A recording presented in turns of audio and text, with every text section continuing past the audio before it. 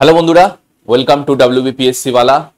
তাহলে তোমরা সবাই হয়তো জেনে গেছো ইতিমধ্যেই যে ওয়েস্ট বেঙ্গল সরকার বিধানসভাতে এই রেপ রিলেটেড কেস নিয়ে বা ওমেন সিকিউরিটিকে আরো জোরদার করার জন্যে রাজ্যের বিধানসভাতে একটি বিল প্রস্তাব করেছে, যার নাম হচ্ছে অপরাজিত বিল। আমাদের ভারত সরকারের কিন্তু আগেই দুটো আইন ছিল এই রেপ কেস রিলেটেড ইস্যুস নিয়ে ডিল করার জন্য, যেটি হচ্ছে ভারতীয় ন্যায় সংহিতা এবং আরেকটি হচ্ছে ভারতীয় নাগরিক সুরক্ষা সংহিতা। ওয়েস্ট বেঙ্গল প্রথম একটি রাজ্য হলো যারা কেন্দ্রের যে আইন রয়েছে সেই আইনেও কিন্তু কিছু অ্যামেন্ডমেন্ট প্রপোজ করেছে। আরো কঠোরতম শাস্তি যারা দোষী সাব্যস্ত হবে তাদের জন্য প্রস্তাব করেছে। স্পেশাল টাস্ক ফোর্স গঠন করতে বলেছে যাতে আরো দ্রুত ইনভেস্টিগেশন করা যেতে পারে। ফাস্ট ট্র্যাক কোর্ট করার প্রপোজিশন দিয়েছে যাতে আরো তাড়াতাড়ি এই কেসটির মীমাংসা হতে পারে এবং যিনি কনভিক্টেড, যিনি আসামি, তিনি যেন মৃত্যুদণ্ড বা আজীবন কারাদণ্ডে দণ্ডিত থাকে। তো আজকে আমরা এই অপরাজিত বিল 2024 যেটা ওমেন সিকিউরিটি এবং চাইল্ড সিকিউরিটিকে নিয়ে পেশ করা হয়েছে আমাদের রাজ্য বিধানসভায়, তার ব্যাপারে কিছু ইনফরমেশন আমরা দেখে নেব। তাহলে এটি সেপ্টেম্বরের 3 তারিখে এই যে অপরাজিত বিল তোমরা দেখছো, এটি কিন্তু আমাদের রাজ্যের মন্ত্রী মলয় ঘটক তিনি কিন্তু বিধানসভাতে পেশ করেন। ইতিমধ্যে বিধানসভাতে যারা স্টেট কাউন্সিল অফ মিনিস্টার রয়েছে তারা এই বিলের পক্ষে রায় দিয়েছে। এমনকি যিনি আমাদের এখন অপোজিশন লিডার রয়েছেন বিধানসভাতে, শুভেন্দু অধিকারী, তিনিও কিন্তু এই বিলটিকে ওয়েলকাম করেছেন, কিন্তু তার সাথে সাথে তার কিছু অ্যামেন্ডমেন্টসও কিন্তু তিনি প্রপোজ করেছেন। তাহলে এই বিলের কিছু গুরুত্বপূর্ণ যে পয়েন্ট সেগুলো কিন্তু আমরা আজকে দেখে নেব। তাহলে প্রথম যে পয়েন্ট আমি যেটা দিয়ে শুরু করলাম, এই যখন আমাদের ঘৃণ্যতর যে আরজিকর কাণ্ড হলো তারপর থেকেই আমাদের মাননীয় মুখ্যমন্ত্রী কিন্তু বলেছিলেন যে যে দোষী সাব্যস্ত হবে তাকে মৃত্যুদণ্ডর যে সাজা, তার নিচে কোনো সাজা যেন তিনি না পায়। তো এই অপরাজিত বিলও কিন্তু দোষীদের ক্ষেত্রে তাই বলছে। ক্যাপিটাল পানিশমেন্ট কাদের জন্য, মানে মৃত্যুদণ্ড কাদের জন্য? মৃত্যুদণ্ড যেই দোষী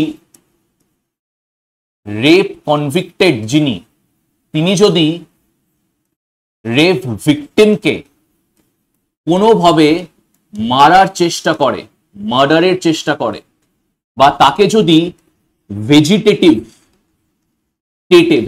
স্টেট মানে এমন একটা স্টেট যেখানে ভিকটিম আর কিন্তু তার কিছু করার থাকে না, যেখানে ভিকটিমের কিন্তু আর কোন রকম মানে বলতে পারো যে একটা কোমায় তিনি চলে যান, তো ক্যাপিটাল পানিশমেন্ট মৃত্যুদণ্ড প্রপোজ করছে এই অপরাজিত বিল সেই সব দোষী সাব্যস্ত ব্যক্তিদের ক্ষেত্রে যে যারা রেপ ভিকটিমকে খুন করার চেষ্টা করে বা তাদেরকে একটা ভেজিটেটিভ কন্ডিশনে মানে একদম কোমার ক্ষেত্রে নিয়ে চলে যায়, তাদের জন্য কিন্তু এই বিলটি মৃত্যুদণ্ড প্রপোজ করছে।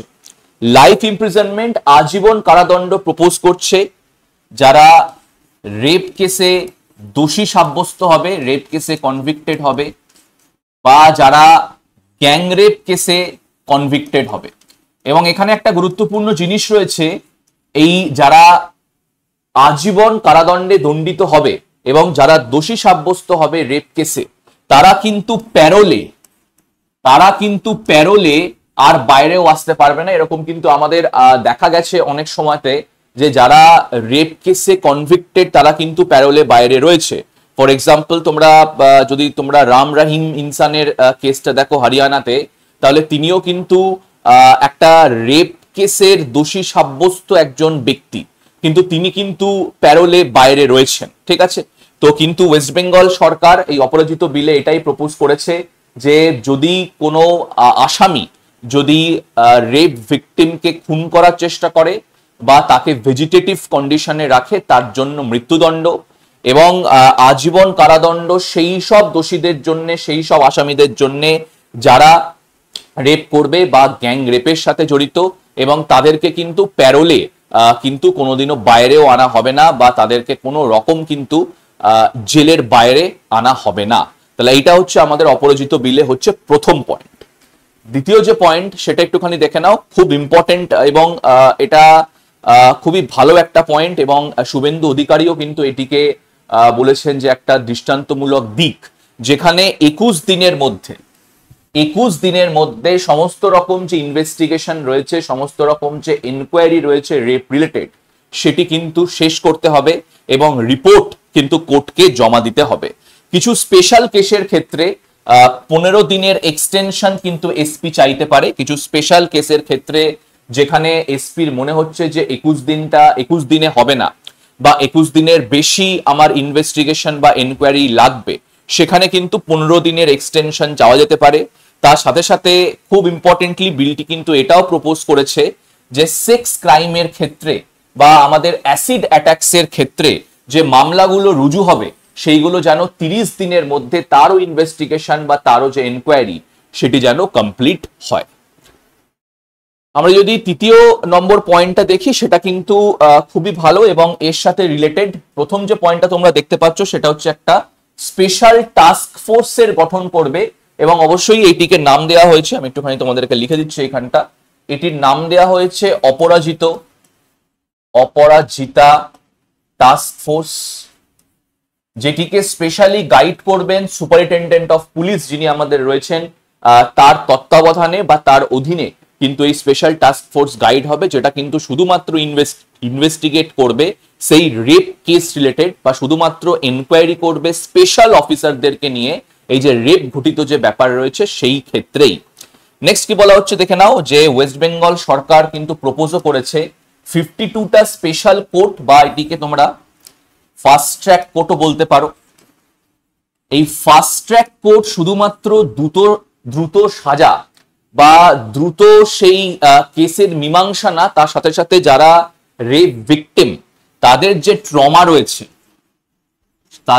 ট্রমা রয়েছে সেটিও কিন্তু হেল্প করাতে সাহায্য করবে। তারা কাউন্সিলিং এর মাধ্যমে, তারা অ্যাডভাইজারি গ্রুপের মাধ্যমে, তারা ডক্টরদের মাধ্যমে, তারা আরো বেশি চিকিৎসকের মাধ্যমে যারা রেপ ভিকটিম রয়েছে তাদের যে ট্রমাটা রয়েছে, যে ট্রমাটা তো মানে আশা করা যায় না, মানে আমরা যদি চিন্তাও করি সেটাও হয়তো খুব ছোট হবে। তো যারা আর কি রেপ ভিকটিম রয়েছে বা যারা সেক্সুয়ালি হ্যারাসড হয়েছে তাদের ক্ষেত্রে শুধুমাত্র ফাস্ট ট্র্যাক কোর্ট না, যাতে ইনভেস্টিগেশন বা এনকোয়ারির পরে খুব দ্রুত সাজা দেওয়া যেতে পারে যিনি আসামি বা যিনি কনভিক্টেড, কিন্তু তার সাথে সাথে যারা রেপ ভিকটিম রয়েছে তাদেরকে কিন্তু ট্রমা মুক্ত করাও হচ্ছে এই যে কোর্টগুলো রয়েছে তাদের দায়িত্ব থাকবে। নেক্সট যদি আমরা দেখে নিই, সেটা হচ্ছে সেফ রুট এবং সিসিটিভি। তার জন্য আমি তোমাদের বলে দিই যে ওয়েস্ট বেঙ্গল সরকার আলাদা করে কিন্তু কিছু ফিনান্সিয়াল অ্যাসিস্ট্যান্সও কিন্তু বরাদ্দ করেছে, যেখানে ডাক্তাররা বা নার্সরা বা আমাদের যারা চিকিৎসক রয়েছে, যারা আমাদের একদম ফ্রন্ট লেভেল ওয়ার্কার্স রয়েছে, তারা যে রাস্তাগুলো দিয়ে যাচ্ছে বা তারা যেই জায়গাটা দিয়ে যায় সেই জায়গাকে সেভ করার কথা বলা হচ্ছে। সেখানে সিসিটিভি ইনস্টলেশন, সেখানে যারা সিকিউরিটি গার্ডস রয়েছে, বা ফর এক্সাম্পল সেই জায়গাটা কিন্তু পুলিশের তত্ত্বাবধানে পুরোপুরি থাকবে। তার মানে এই যে অপরাজিত বিল, এটা শুধুমাত্র কিন্তু রেপ ভিকটিম না, তার সাথে সাথে ডাক্তারদের যে সিকিউরিটি বা চিকিৎসকদের যে সিকিউরিটি, সেটাও কিন্তু একটা প্রধান কারণ হিসেবে আমাদের কাছে রাখছে এই অপরাজিত বিলটি। তার সাথে সাথে একটিও খেয়াল রাখো যে খুব ইম্পর্টেন্টলি একটা ব্যাপার, সেটি হচ্ছে যে অনেক রেপ কেসের ক্ষেত্রে, এবং আমরা এই আরজিকর যে কেসটা রয়েছে তার ক্ষেত্রেও বলতে পারি যে ভিকটিমের যে আইডেন্টিটি সেটা কিন্তু সবসময় প্রাইভেসি রাখা হয়, গোপনীয়তা কিন্তু মেনটেন করা হয়। তাহলে যাতে এই গোপনীয়তা মেনটেন করা হয়, যাতে যিনি ভিকটিম রয়েছে তার যে পার্সোনাল ইনফরমেশন হোক না কেন বা তার নাম হোক না কেন, এইগুলো যাতে মিডিয়ার সামনে বা ডিসক্লোজে না আসে, তার জন্যও কিন্তু এই অপরাজিত বিল পদক্ষেপ নিচ্ছে।